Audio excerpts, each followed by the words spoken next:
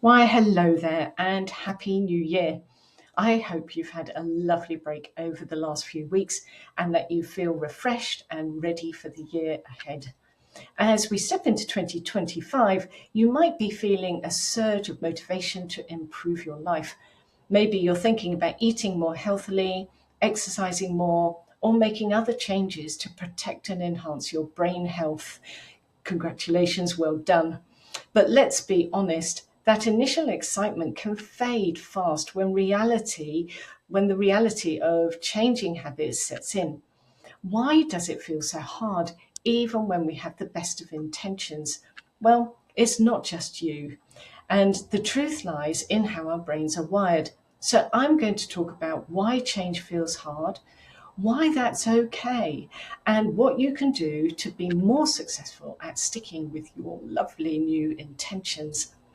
Your brain loves routine. Its default mode is to stick with what's familiar. It's designed to be efficient because it's the most energy hungry organ in your body. Think about it for a moment. You get into your car, you put on your seatbelt, and switch the engine on without giving it a thought. That habit is so ingrained, it just works without involving any effort. However, forming new habits, well, that takes energy and effort, which is why your brain resists the change, even when it's good for you, or even if it's something that you want to do. With every new habit, your brain needs to form new connections. It has to work really hard, and the process takes time. So, to be successful, your brain needs to be very clear about what new paths you're wanting to create. The more specific you are with your intention, the better. That's why vague or unrealistic goals often fail. They leave your brain feeling overwhelmed or unsure of what to do next. For example, if you set a goal, something like, I want to eat more healthily, it sounds great, but it's too broad for your brain to process effectively. It doesn't provide a clear focus or tangible steps. And then there's kind of all or nothing thinking, like, I'll eat perfectly for the next month. Well, that mindset creates unnecessary pressure and sets you up for disappointment. The good news is, however, that you can make steps in a way that works with your brain, not against it.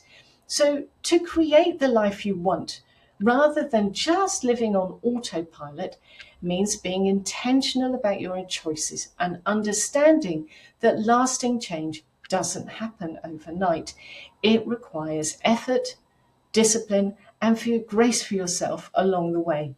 When you approach your goals with a plan tailored to how your brain operates, you are much more likely to succeed. So, here's how I suggest you get started. First, start small and be specific. The bigger your goals, the more overwhelmed you're likely to feel, and vague goals just confuse your brain. So instead, focus on one small, specific action you can take. So, for example, instead of saying, I'm going to eat more healthily, try, I'm going to add one serving of vegetables to my lunch every day. Or instead of, I'm going to exercise more, commit to doing a 10-minute walk 3 to 5 times a week. What this will do is it will give you the opportunity to build small wins that will build momentum and signal to your brain that change is achievable. Next, try to understand your triggers. So, habits are often tied to cues that are going on around you in your environment. So pay attention to what triggers your current habits and then design your environment to support the new habits and make the old habits harder. So, for example, if you want to reduce your sugar intake, it's easier to make one decision not to buy the packet of biscuits than it is to make 20 decisions whether to eat one or not. If you want to read more, leave a jolly good book on your bedside table so that you do that rather than scrolling on your phone. Next, I want you to celebrate progress, not perfection. That all or nothing thinking can derail you so quickly.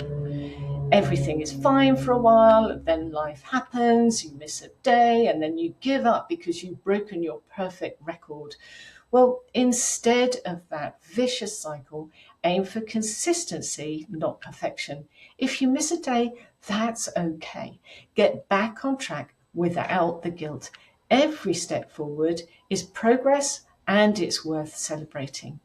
So, next, I want you to focus on why all this effort is worth it. Remind yourself regularly why you're making these changes. Maybe you're doing them because you want to stay mentally sharp, to enjoy time with loved ones, or to maintain your independence as you age. Or maybe you're doing it because you want to age well so that you can do things like get down onto the floor to play with your grandchildren and then be able to get up again. Whatever it is, keep your why front and center. That can motivate you to push through the challenges and keep going. Finally, I would really recommend that you get support. You don't have to do this alone. Share your goals with a friend or join a membership like our Sharp Minds community that shares your commitment to brain health. Support and accountability make a massive difference. So, change can be hard because it makes our brain feel uncomfortable, but it's also deeply rewarding. When you approach your goals with intention and a clear understanding of how your brain works, you set yourself up for success. This year, commit to living your life as you want it to be, not by default. It'll take effort and discipline, but the payoff, a healthier brain and a more fulfilling life, is worth every step. So, what's one small step you can take today to move towards your goals? Let me know in the comments or write it down to keep yourself accountable. Let's make this year a turning point for your brain health and beyond. Thank you for watching, and I wish you a great year ahead.